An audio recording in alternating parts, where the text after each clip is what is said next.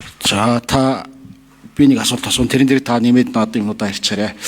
За энэ юу вэ л да энэ наран сэвстэй бомб гэж байгаа. Аль дээр үеэс л Гатин засгийн газар бол шийдсэн энэ бомбыг нээе гэд. Тэгээ манай талаас л хүлээгээд идэг. За гэхдээ арга иргэдтэй ч гэсэн бид нар ойлголтын зөв өгмөр юм шиг байна. Наадл нь говийн зархан заастай газар байдаг. За нөгөө талдаа бол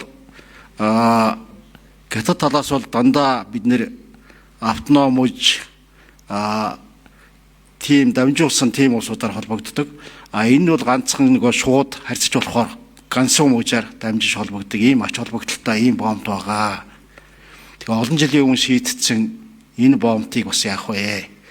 За нөгөө талаар бол бид нар бас одоо Украин улстай гэрээ хилцээ хийгээд иргэд хоорондоо визгүй зорчих ийм боломж.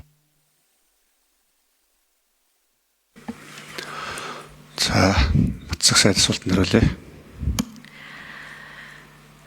За тэгээ виза бонд дээр Рубио төрийн нэрийн бичгийн дараад надаас загтал явсан байгаа. За тэгээд Америкийн нэгдсэн улсад манай элчин сайд бас төрийн департаменттай уулзаж энэ асуудлыг бол өндөр түвшинд тавьсан. За өөрсдөө бол мэдээж энэ дээрх анхаарал тавих хэрэгтэй юм байна. Бид нар одоо харилцааныхаа түвшинг харгалзаад энэ асуудлыг хөдөлтөө гэсэн ийм байдалтай байгаа шүү. За юун дээр наран сэвстэй бомб дээр яг хятадын тал бүтээн байгуулалтаа хийгээд манай талд орон нутгтаа бас нэлээд олон жил ярьж исэн асуудал одоогоор энэ бол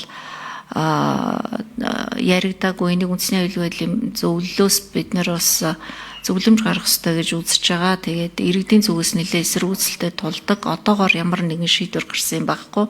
За мэдээж Хятадын тал бол энэ бомбыг нээ гэдэг саналаа тавьсан хэвээрээ байгаа. Энийг өнгөрсөн жил 2 жилийн өмнө бас гадаад бодлогын аюулгүй байнгын орон дээр засгийн газраас нэг оруулаад тэгээд зогссон байгаа бас. Засгийн газраар хилэлцээд тэр энэ бүр өмнөх одоо 24 оны сонгуулиас өмнө штэ.